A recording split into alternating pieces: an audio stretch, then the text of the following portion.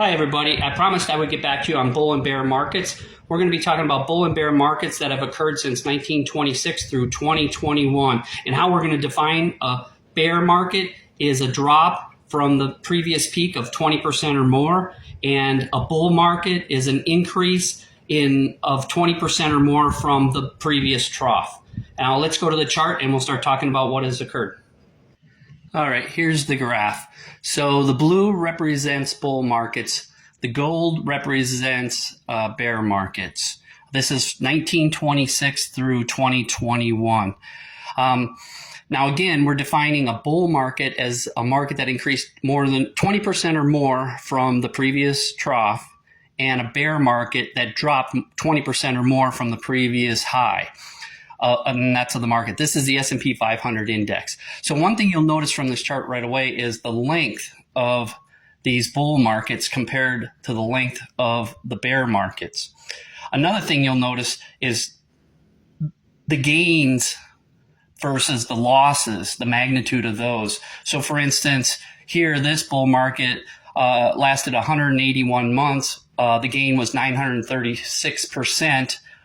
This one's 844%, 155 months, 153 months, 817%. Conversely, if you look at the bear markets, this one lasted 19 months, down 29%. For instance, here in 2001, that's the dot-com bubble burst. That one was down 31%, but only lasted 4 months.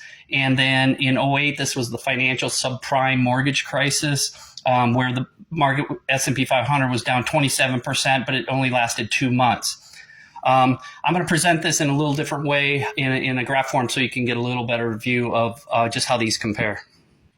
Okay, here's the data in table form. We got the bull markets and the bear markets. From 1926 through 1921, we had almost equal number of bull and bear markets. And again, this was a bull market was something that rose 20% or greater from the prior trough, or a bear market that was 20% or greater loss from the prior peak. But here's where the data gets different, is look at the range of gains and losses. So in the bull markets, those range from gains of 21% to 936%, a big range. But the bear markets, the losses were minus 21 to minus 80%. So you can see there's a big difference there. And then when we get into the lengths of them, the lengths of the bull markets were significantly longer, 55 months on average versus 10 months for the bear markets.